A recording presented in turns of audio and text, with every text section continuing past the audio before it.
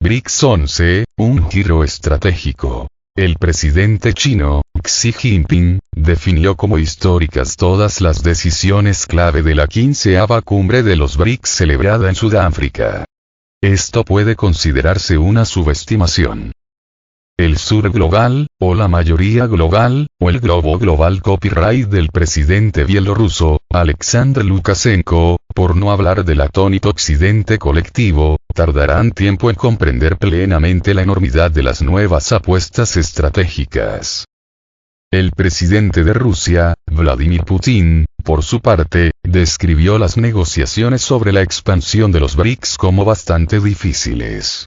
En la actualidad se está perfilando una imagen relativamente precisa de lo que realmente ocurrió en la mesa de Johannesburgo. La India quería 3 nuevos miembros. China quería hasta 10. Finalmente se llegó a un compromiso, con 6 miembros. Egipto, Irán, Arabia Saudita, Emiratos Árabes Unidos, EAU, Argentina y Etiopía. De este modo, desde ahora los BRICS son 11. Y esto es solo el principio. A partir de la presidencia rotatoria rusa de los BRICS, el 1 de enero de 2024, se incluirán progresivamente más socios, y con gran certeza se anunciará una nueva ronda de miembros de pleno derecho en la cumbre de los BRICS 11 que se celebrará en Kazán en octubre de 2024. Así pues, es posible que pronto avancemos hacia el BRICS 20, camino del BRICS 40. El G7, a efectos prácticos, se desliza hacia el olvido.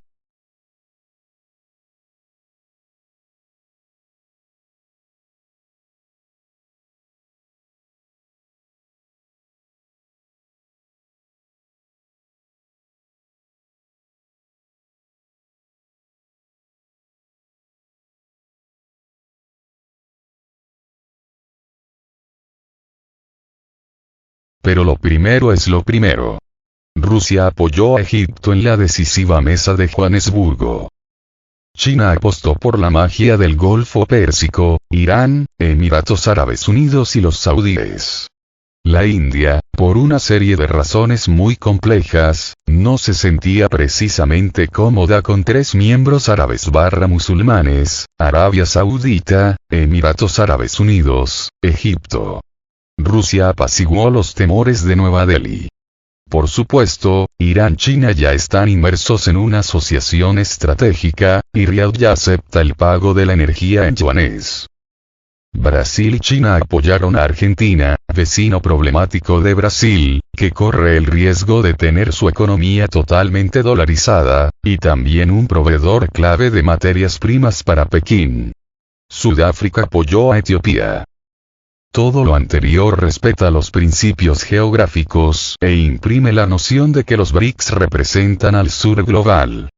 Pero va mucho más allá, mezclando estrategia astuta y realpolitik realista. India se tranquilizó porque el ministro de Exteriores ruso, Sergei Lavrov, presente en Johannesburgo para negociar en nombre de Putin y muy respetado por Nueva Delhi, comprendió perfectamente que una nueva moneda única de los BRICS está muy lejos. Lo que realmente importa, a corto y mediano plazo, es ampliar el comercio dentro de los BRICS en sus monedas nacionales. Así lo subrayó la presidenta del nuevo Banco de Desarrollo, Dilma Rousseff, en su informe a los anfitriones de la cumbre sudafricana, incluso cuando el presidente brasileño, Lula da Silva, volvió a insistir en la importancia de crear un grupo de trabajo para debatir una moneda BRICS. Lavrov comprendió cómo Nueva Delhi está absolutamente aterrorizada por las sanciones secundarias de Estados Unidos, en caso de que su papel en los BRICS sea demasiado ambicioso. El primer ministro Modi está esencialmente dividido entre los BRICS y la obsesión imperial, completamente artificial, incrustada en la terminología Indo-Pacífico, que enmascara una nueva contención de China. Los psicópatas neoconservadores straussianos a cargo de la política exterior estadounidense ya están furiosos porque la India compra grandes cantidades de petróleo ruso con descuento. El apoyo de Nueva Delhi a una nueva moneda de los BRICS sería interpretado en Washington como una guerra comercial sin cuartel, a la que seguirían sanciones demenciales. En cambio, a Mohammed bin Salman de Arabia Saudita no le importa, es uno de los principales productores de energía, no un consumidor como la India, y una de sus prioridades es cortejar plenamente a su principal cliente energético, Pekín, y preparar el camino para el petroyuan.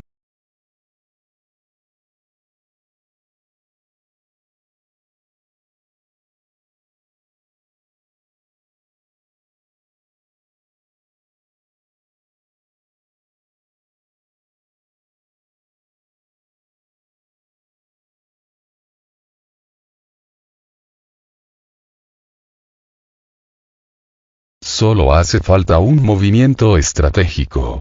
Pasemos ahora a las apuestas estratégicas. A efectos prácticos, en términos euroasiáticos, el BRICS 11 está en camino de apoderarse de la ruta marítima del norte, el corredor de transporte internacional norte-sur, la iniciativa de la franja y la ruta, BRI, por sus siglas en inglés, el Golfo Pérsico, el Mar Rojo y el Canal de Suez. Esto combina varios corredores terrestres con varios nodos de las rutas marítimas de la seda. Todo ello con un solo movimiento estratégico en el tablero geopolítico/geoeconómico. Mucho más que un aumento del PIB colectivo del BRICS 11 hasta el 36% del total mundial, ya mayor que el del G7, con el grupo abarcando ahora el 47% de la población mundial. El principal avance geopolítico y geoeconómico es como el BRICS 11 está a punto de hacer literalmente saltar la banca en los frentes del mercado de la energía y las materias primas. Al incorporar a Irán, Arabia Saudita y los Emiratos Árabes Unidos, el BRICS 11 brilla instantáneamente como una potencia en petróleo y gas. Los BRICS 11 controlan ya el 39% de las exportaciones mundiales de petróleo, el 45,9% de las reservas probadas y al menos el 47,6% de todo el petróleo producido en el mundo, según Infotec. Con la posible incorporación de Venezuela, Argelia y Kazajistán como nuevos miembros en 2024, el BRICS 11 podría controlar hasta el 90% de todo el petróleo y el gas comercializado en el mundo. Corolario inevitable. Operaciones liquidadas en divisas locales eludiendo el dólar estadounidense. Y conclusión inevitable. El petrodólar en coma. El imperio del caos y el saqueo perderá su almuerzo de menú gratuito, así como el control de los precios mundiales del petróleo y medios para imponer la diplomacia mediante un tsunami de sanciones unilaterales. Ya en el horizonte, la simbiosis directa BRICS 11, OPEP Plus es inevitable. La OPEP Plus está dirigida de hecho por Rusia y Arabia Saudita. Se avecina una reorientación geoeconómica que sacudirá el terreno y que abarcará desde las rutas surcadas por las cadenas mundiales de suministro y las nuevas carreteras de los BRICS hasta la interconexión progresiva de la BRI, la visión saudita 2030 y la expansión portuaria masiva en los Emiratos Árabes Unidos. Con la elección de Etiopía, el BRICS amplía su alcance africano en el ámbito de la minería, los minerales y los metales. Etiopía es rica en oro, platino, tantalio, cobre, niobio y ofrece un vasto potencial en la exploración de petróleo y gas natural. Arabia Saudita y los Emiratos Árabes Unidos, por cierto, también se dedican a la minería.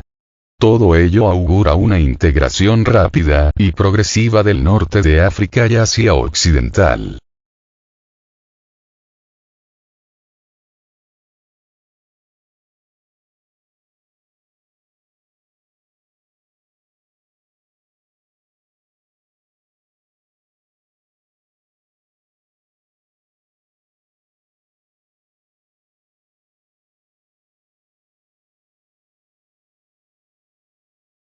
La diplomacia llega lejos. La nueva crisis de los 11 BRICS, en el ámbito energético, es un agudo contrapunto histórico a la crisis del petróleo de 1973, tras la cual Riad empezó a revolcarse en petrodólares.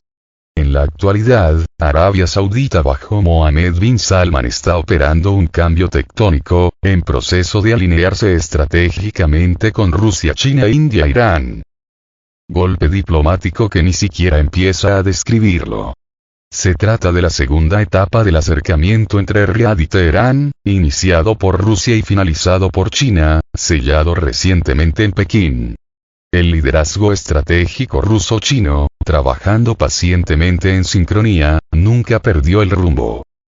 Ahora compáralo con las estrategias colectivas de Occidente, como la limitación del precio del petróleo impuesta por el G7.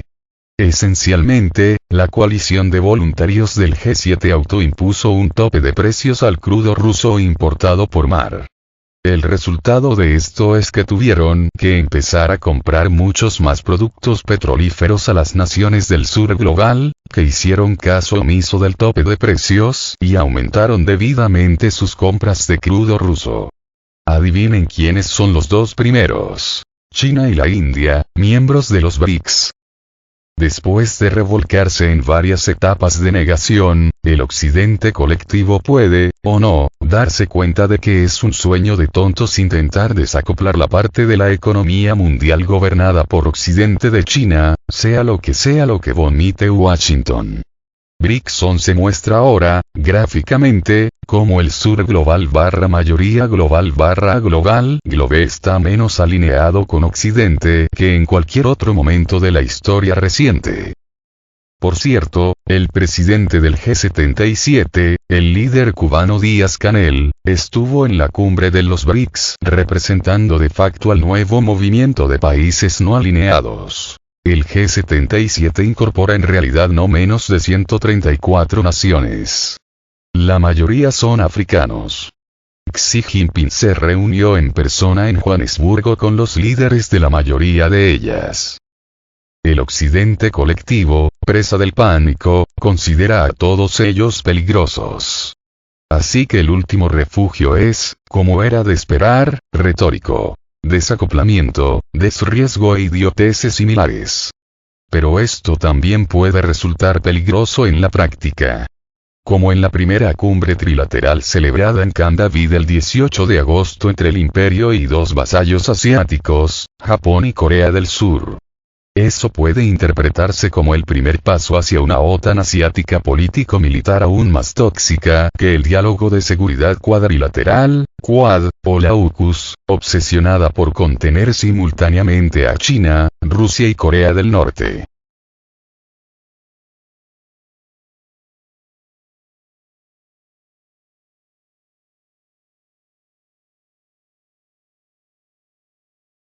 La derrota colectiva del norte global. La ONU cataloga a 152 naciones del mundo como países en desarrollo. El BRICS 11 se dirige a ellos, ya que superan al norte global en todos los aspectos, desde el crecimiento de la población hasta la contribución global al crecimiento del PIB mundial medido según la paridad del poder adquisitivo, PA. En los últimos 10 años, desde el anuncio de la BRIC primero en Astana y luego en Yakarta, las instituciones financieras chinas han prestado casi $1 billón para proyectos de conectividad de infraestructuras en todo el sur global. El próximo foro de la BRI en Pekín señalará un impulso renovado. Esa es la simbiosis de la BRI-BRICS. En el G20 en 2022, China fue la primera nación en presionar para que se incluyera a la Unión Africana, de 55 miembros. Es posible que eso ocurra en la cumbre del G20 del mes que viene en Nueva Delhi. En ese caso, la representación del sur global estará cerca de la paridad con la del norte global. Las afirmaciones de que Pekín estaba organizando una conspiración maligna para convertir al BRICS en un arma contra el G7 son infantiles. La Realpolitik, y los indicadores geoeconómicos, están dictando los términos, configurando el impacto de lo nuevo. La irreversible irrelevancia del G7 con el ascenso del BRICS 11.